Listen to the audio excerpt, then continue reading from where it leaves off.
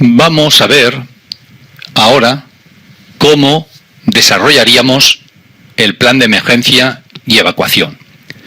Evidentemente, para desarrollar el plan de emergencia y evacuación, ya sabemos que lo debemos hacer en dos fases. La primera fase será acceder a la toma de datos. Para no perder tiempo introduciendo datos, el ejemplo tiene esta introducción hecha, aunque nosotros vamos a complementarla con la introducción de nuevos datos para que se vea efectivamente cómo trabajar. Bueno, desde la carpeta de datos generales tecleamos los datos que se observan, los datos de las vías públicas. Si queremos agregar una vía, le ponemos vía Pío 12, por ejemplo. Accesibilidad de vehículos, satisfactoria, buena, aceptable o inaceptable. Ahora veremos lo que es eso, y anchura en metros. Por ejemplo, vamos a ponerle 18 metros porque eso es lo que tiene. Puede tener la vía una anchura buena, 18 metros, pero sin embargo, la accesibilidad para vehículos pesados del servicio público sería inaceptable. ¿Por qué? Porque se trata de una vía en la cual siempre hay vehículos en segunda línea o tercera línea aparcados, porque hay muchos vehículos de carga y descarga de materiales, y entonces resulta de que no hay, en un supuesto o hipotético caso de emergencia, pues no hay una accesibilidad satisfactoria. ¿Qué deberíamos hacer en este caso? Bueno, hablar con las autoridades locales para que intenten subsanar la deficiencia de acceso, ya que en caso de emergencia los vehículos del servicio o de los servicios de emergencia tendrían dificultad para pasar. En cualquier caso, nosotros ahora, a modo de ejemplo, le ponemos satisfactoria. Bueno, y ahí tendríamos la relación de las vías. En cuanto al resto de los datos que observamos, pues no hace falta hacer ningún comentario. Datos de la actividad. Aparece un titular, datos del director del plan de emergencia, del plan de actuación de emergencias o del jefe de actuación, etc. Actividad principal desarrollada, y brevemente describimos la actividad principal desarrollada en el edificio. Descripción del establecimiento. Brevemente hacemos una descripción del mismo. Por ejemplo, las alturas que tiene, es decir, los pisos que tiene, si tiene o no pisos de garaje, etcétera. Pero brevemente, no hace falta extenderse en exceso. Seguimos. Desde la carpeta de teléfonos cumplimentamos aquellos teléfonos que consideramos que necesitamos con frecuencia hacer uso de los mismos cuando tengamos una situación de emergencia, y desde la carpeta de medios externos pues hemos definido un parque principal de bomberos con la dotación en vehículos y en personal que podría llegar a tener este parque en condiciones normales. Eso no quiere decir que la dotación del personal, por ejemplo, en determinados festivos o periodos vacacionales o feriados, pues pueda tener otra dotación. Bien, ¿de dónde sacamos estos datos? Es llamar al parque de bomberos y que nos den cierta información. Tampoco es una información, digamos, confidencial, es una información general, porque esto nos va a servir a nosotros para determinar si este parque principal de bomberos tiene dotación en medios y recursos suficientes para poder enfrentarse a las situaciones de riesgo que puedan acaecer en nuestro edificio objeto de este plan de emergencias.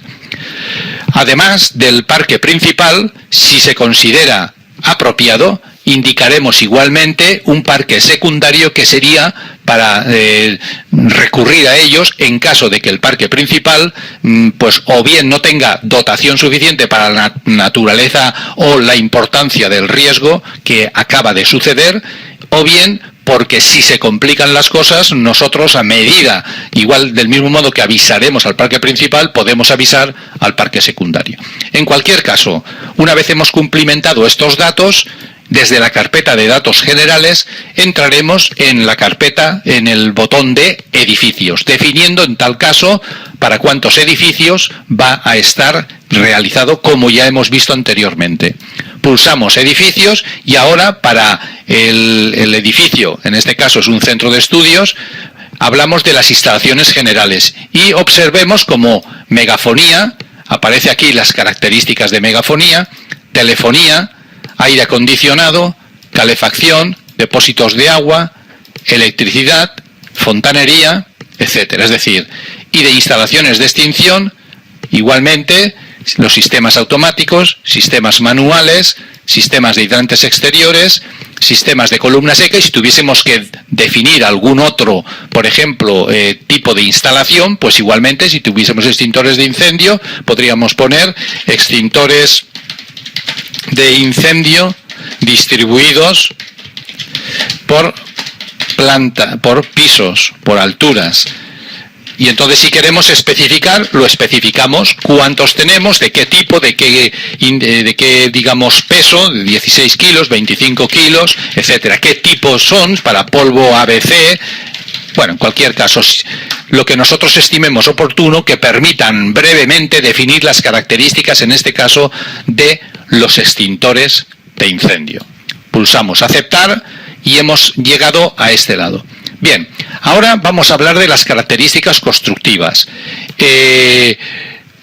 Aquí tenemos pilares y vigas, como son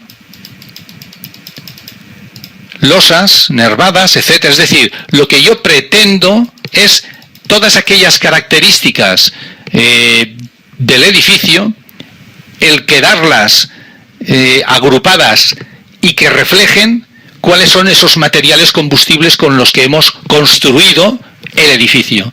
¿Para qué sirve esto? Bueno, para ser conscientes durante el proceso de desarrollo del plan de emergencia y autoprotección de que a lo mejor el propio edificio, por los materiales combustibles con los que está construido, bien sea la estructura, bien sean las divisiones interiores, las particiones, etcétera, pues que supongan un elemento que favorezca, en caso de incendio, la propagación del incendio, tanto en horizontal, es decir, en el mismo piso, como en vertical, es decir, a lo largo de las alturas que pueda tener el edificio. Igualmente definimos los medios de evacuación, tal como estamos viendo, y el número de pisos que tenemos. Como ya es un ejemplo, así me permite explicarlo y cumplimentar algunas cosas, vamos a ver. Tenemos una planta baja y hemos definido una serie de actividades que se están desarrollando en esa planta. Tenemos secretaría, reprografía, 2 aulas, un despacho y un taller. Si yo quisiera agregar, modificar, eliminar, por ejemplo, despacho, delegación de alumnos, lo elimino, porque ahora, en una revisión posterior que hagamos, igual ha desaparecido o no existe. Entonces, perfectamente lo podemos eliminar. Y podemos agregar nuevas actividades. Vuelvo aquí. Podemos agregar, como digo, pulsando el botón de agregar nuevas actividades. Identificador. Vamos a ponerle, por ejemplo, archivo de documentos. Superficie, vamos a ponerle 65 metros cuadrados. Y ahora bien, ¿para qué le ponemos la superficie? Y tan importante es definir la superficie, sí, por una sencilla razón. Si esto es un archivo de documentos y va a ocupar 65 metros cuadrados, vamos a ver por aquí, buscar, tecleo algo que identifique en la base de datos que tenemos aquí de ocupaciones, a ver a qué se puede asimilar, y digo, uso hospitalario, archivo, digo no, almacén de archivos, documentos, depósitos, etcétera, o cualquier otro uso que se prevea a la acumulación de papel, digo, pues este me sirve. Y observemos lo siguiente, si yo seleccionase este de la base de datos, este ítem, me va a calcular la ocupación a razón de cada 40 metros cuadrados una persona. Esto quiere decir, yo voy a hacer las cuentas, 65 dividido por 40, 1, algo. pero como las personas no pueden ser 1, algo, sino o son 1 o son 2, siempre estaremos por exceso del lado de la seguridad. Por lo tanto, ahora cuando yo pulse aceptar, la aplicación me pondrá 2 personas. Vamos a ver si es verdad. Archivo de documentos, 2 personas. Y del mismo modo que nosotros hemos definido archivo de documentos para la planta baja, podríamos definir cualquier otro elemento.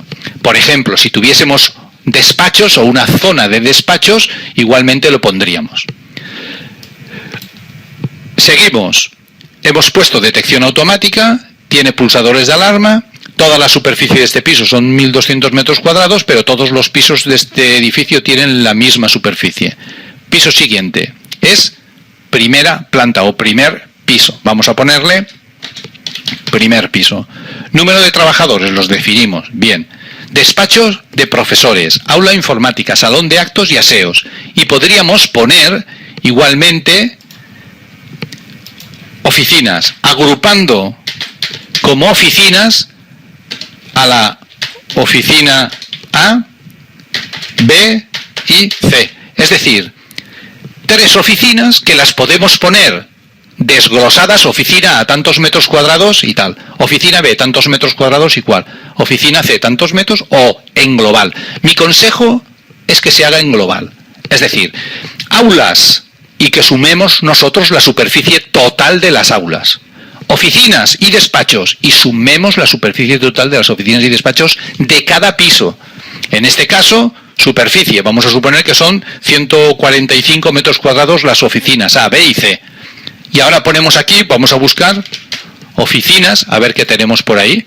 Uso aparcamiento nada, uso administrativo, zonas de oficinas, evidentemente. Tenemos una ocupación de 10 metros cuadrados una persona. Por lo tanto, si dividimos por 10 serán 14,5 personas, pero como hemos dicho, o 14 o 15. Si cogemos 14 no estamos del lado de la seguridad, si cogemos 15 sí. Por lo tanto, la aplicación, cuando le diga aceptar, tendrá una ocupación de 15. Igualmente hemos cumplimentado el resto de los datos y no queremos calcular el riesgo intrínseco de incendio a partir de aquí, sino que queremos calcularlo aplicando la metodología que hemos visto antes, Meseri. Y el resto de los riesgos que no son el incendio, ya aplicaremos la metodología que corresponda.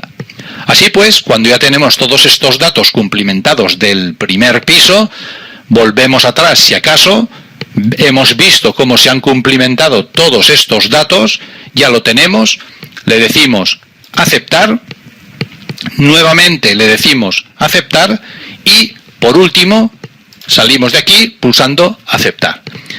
Observemos cómo se chequea y se valida y me dice no he introducido ningún número de fax.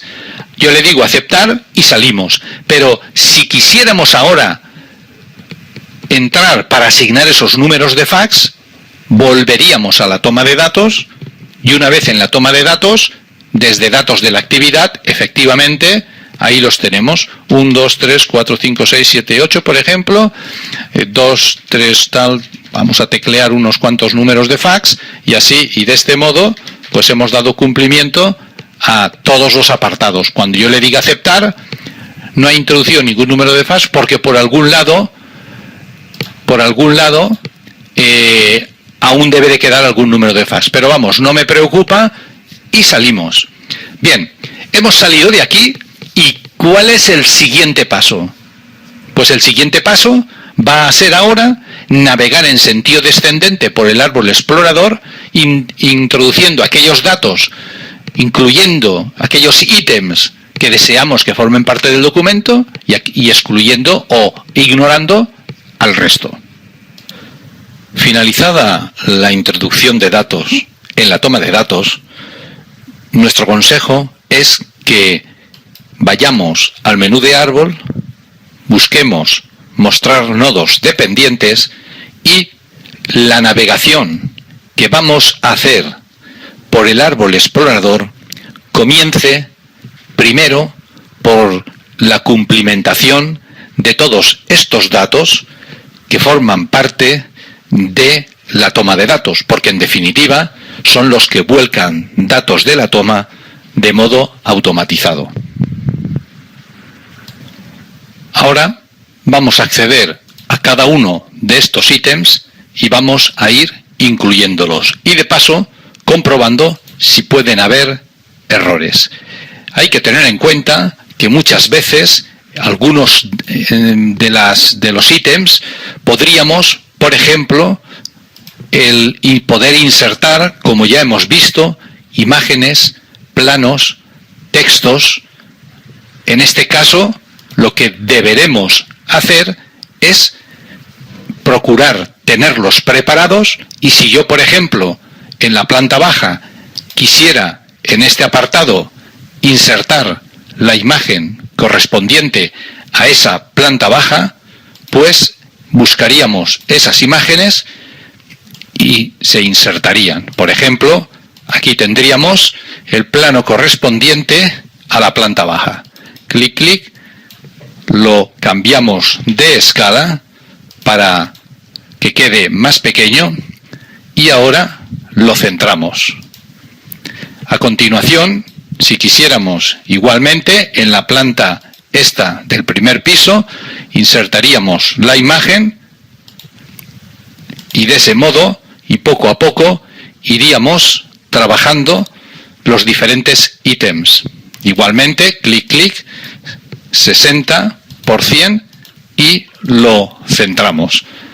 Este ítem, que tal como hemos visto corresponde a la descripción del establecimiento y sus dependencias, hemos aprovechado, tal como observamos, para que quede definido el edificio, la planta baja con el plano asociado para ver cómo es esa distribución y la planta primera con el plano asociado para ver igualmente cómo es esa distribución.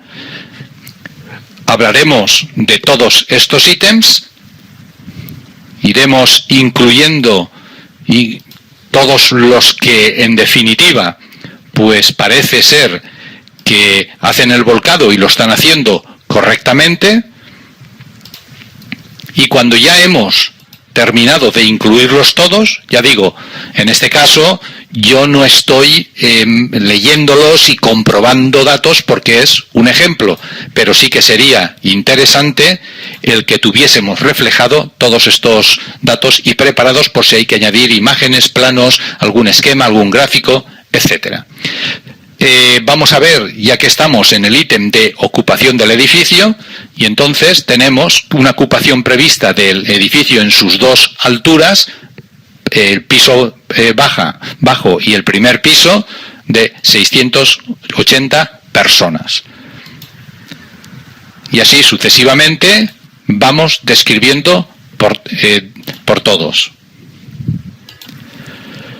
Una vez hemos visto y cumplimentado los nodos dependientes, que son los nodos que, como ya vimos anteriormente, tienen su dependencia de la toma de datos, es cuestión de ir por la navegación del resto. Puede ser de guía u orientación, aunque no tiene por qué ser obligatoriamente así, el mostrar nodos obligatorios, porque así y de ese modo podemos observar qué ítems del árbol es conveniente incluir.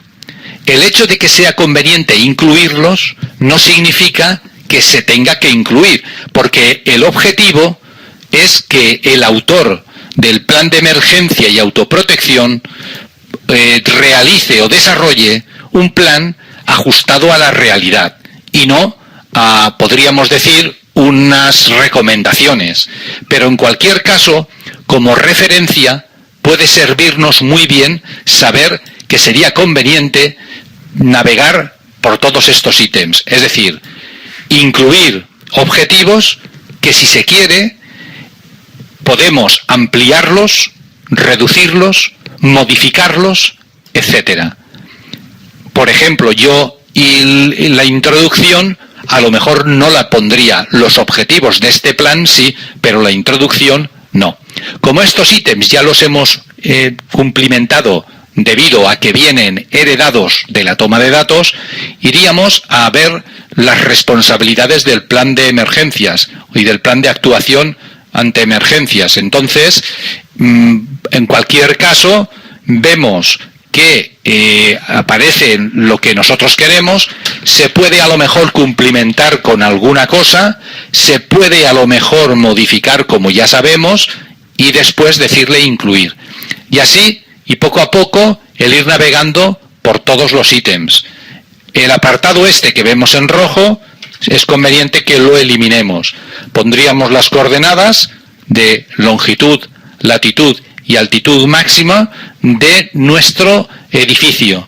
¿Esto para qué sirve? Por si el edificio está aislado en medio de un tramo de carretera, por ejemplo, es una estación de derivados del petróleo para suministro a los vehículos, como por ejemplo gasolinas, gasóleos, etcétera, pues va a venir muy bien porque en caso de darse un incendio a Protección Civil podemos darle las coordenadas de donde se encuentra, ¿vale? Seguimos navegando, condiciones de accesibilidad, entonces vamos a ver cómo está el edificio y sus alrededores. Si no queremos realmente poner nada, no incluir. Documentación gráfica que se acompaña. Plano de situación, vamos a ponerlo. En este caso, y ya como estuvimos viendo, hay que insertar los ficheros que vienen de AutoCAD. Y los ficheros que vienen de AutoCAD son vectoriales. En este sentido, tenemos la ventaja de que ocupan poco espacio y representan prácticamente todo por líneas, lo cual quiere decir que aunque se escalen o se hagan mayores o menores, las líneas no engordan o se hacen finas, mantienen su grosor. Lo que sí que pasa es que se estiran o se acortan. Le decimos incluir planos descriptivos de las plantas del edificio y podemos, por ejemplo, empezar a insertar estas imágenes que nosotros consideremos oportunas. En este caso, por ejemplo, pues aquellas que nosotros, por cualquier circunstancia, vayamos a querer reflejar. En este caso, y tal como estamos viendo, es un plano bastante grande, habrá que ponerlo a escala del 60%, y así, de ese modo, pues parece que queda mucho mejor. Siempre es conveniente los planos, el centrarlos como si se tratase de texto. Bien, y seguimos navegando. Metodologías y criterios adoptados para la evaluación de riesgos. Aunque se dan las metodologías, yo no incluiría el método. Más bien se dan para el usuario, para que sepa cómo aplicarlas en un momento determinado, que de cara a que el cliente final tenga conocimiento de cómo se aplica una determinada metodología. Por lo tanto, no aplicaría, o sea, no pondría la descripción metodológica. Sí que pondría, por ejemplo, luego analizaría el riesgo de incendio aplicando Meseri y del mismo modo que ya lo hemos visto, analizaría los riesgos aplicando la metodología general de evaluación de riesgos. ¿Qué riesgos? Para ello, fijémonos un poco en el checklist que aparece aquí. Vamos a ir analizando qué riesgos. El de incendio lo calcularíamos con Meseri.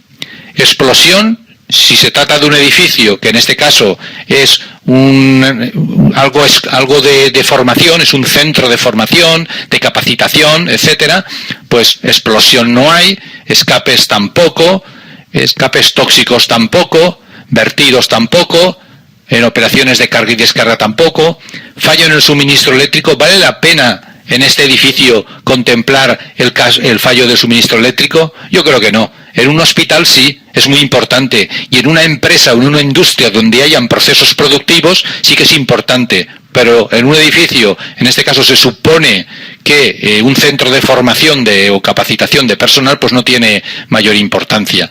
Por lo tanto, riesgos propios de la actividad desarrollada tendríamos única y exclusivamente el incendio. Riesgos consecuencia, accidentes de trabajo, si los hay, puede ser una caída o algo más, pero tampoco en un edificio de estas características hay.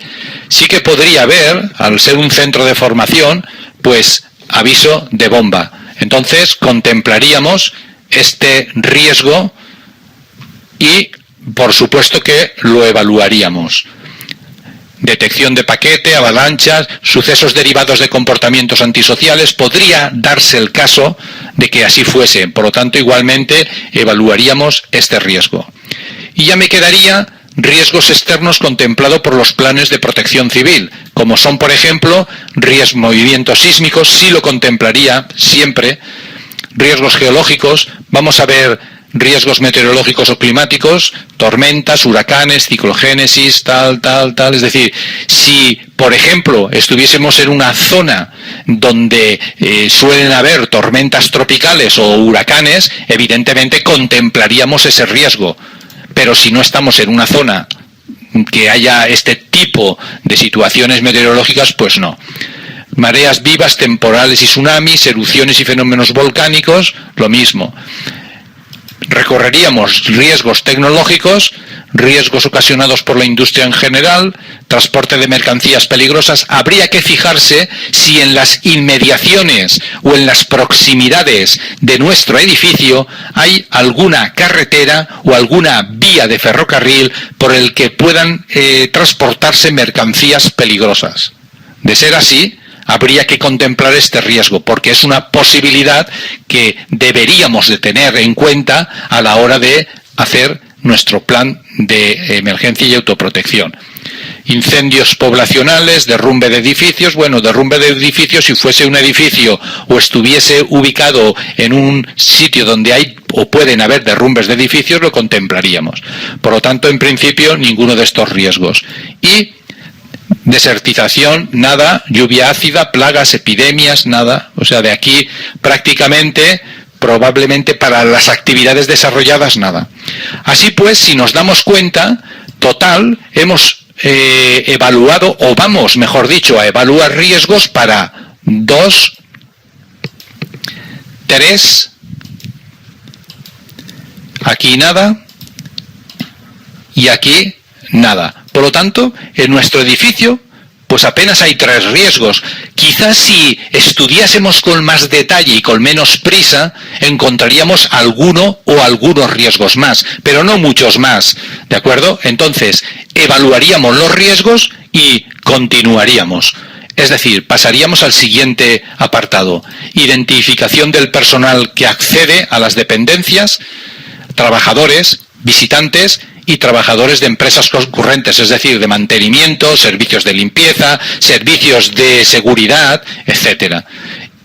En el caso de que, en este caso que concreto, pues además podrían ser visitantes y, en este caso, podrían ser estudiantes, porque si se trata de un edificio donde se capacita al personal, pues sería este tipo de afluencia que habría. Por lo tanto, quizá tuviésemos que modificar algunos aspectos.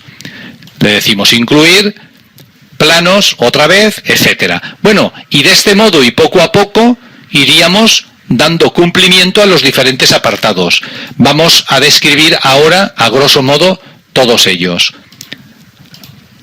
Cada uno de los diferentes capítulos. Observemos. Desde el apartado, vamos a ver, desde aquí, desde el apartado de identificación de los titulares, está claro lo que hay que identificar, a las personas y los responsables. Desde la descripción detallada de la actividad y del medio físico, igualmente está claro lo que deberemos de cumplimentar. ¿Qué se está desarrollando? ¿Qué hay en el interior de ese edificio? Y, en definitiva, cómo está estructurado y organizado. Porque como autores del plan debemos de conocerlo. Desde el apartado de inventario, análisis y evaluación del riesgo, ahí deberemos de adoptar, en primer lugar, pues una metodología para evaluar los riesgos, 1 o 2, porque MESERI siempre va a ser para el incendio y es recomendable que la adoptemos cuando el edificio pues es de características normales. Si es de características muy específicas y especiales, ya dije que la metodología de matriz DOFA quizás sea la idónea, como es por ejemplo el caso de hospitales. Pero en este caso y desde este apartado, pues se elige una metodología y se evalúan los riesgos bajo esa metodología. Inventario y descripción de las medidas y medios de emergencia y autoprotección. Aquí, si nos damos cuenta, vamos a inventariar qué dotación de instalaciones tenemos de protección contra incendios. Y, evidentemente, siempre vamos a tener extintores. ¿Qué tipo de extintores? ¿Qué capacidad van a tener? ¿Qué ubicación van a tener esos extintores? Bueno, ¿quién es la persona que va a hacer el mantenimiento? Bueno, pues todo eso es lo que deberemos de ir cumplimentando. Si hubiese extintores, por ejemplo, de hidrantes exteriores o extintores, por ejemplo, de nichos de incendio o bocas de incendio equipadas, ¿vale? Evidentemente lo mismo. Se describiría cómo son, si son de 16, de 25, ¿de acuerdo? Milímetros, ¿vale? Y 45, 25 milímetros las bocas y quién es la persona o la empresa que hace el mantenimiento de estas instalaciones.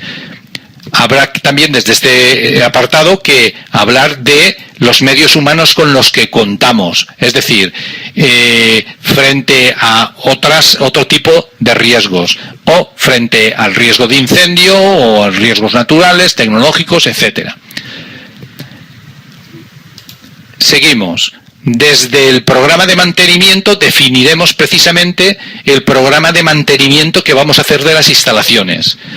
Y de ese modo nosotros estableceremos los criterios para llevar a cabo ese mantenimiento, el control periódico del mantenimiento, etcétera. Desde el plan de actuación ante emergencias vamos a definir todos los protocolos de respuesta. Es decir, como protocolos de respuesta tenemos, pues, qué hacer en caso de atraco. Y aquí vienen la secuencia de actuaciones que deberemos hacer. En caso de atentado terrorista y la secuencia de actuaciones. En caso de, etcétera, ¿de acuerdo? Es decir, en el caso, por ejemplo, como hemos visto antes, de movimientos sísmicos. Aquí tenemos también la secuencia de actuaciones. Y así sucesivamente vamos a ir navegando e incluyendo todas esas secuencias de actuaciones que no son ni más ni menos que los procedimientos operativos que se llevarán a cabo en el caso de que suceda el riesgo y se materialice en una realidad. Criterios para la evacuación y confinamiento, etcétera. Y ya, siguiendo hacia adelante, aparece integración del plan de emergencias y autoprotección en otros ámbitos. Por ejemplo, ¿cómo encaja nuestro plan de emergencias del edificio en planes de emergencia municipales? ¿Hace falta encajarlo?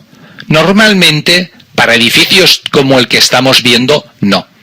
Pero, si se tratase de un hospital, o se tratase, por ejemplo, de una industria que puede originar vertidos contaminantes, sí que habría que, de alguna manera, encajar nuestro plan de autoprotección o plan de emergencia dentro de un ámbito superior, como sería el plan de emergencias de protección civil municipal, provincial, regional, etcétera.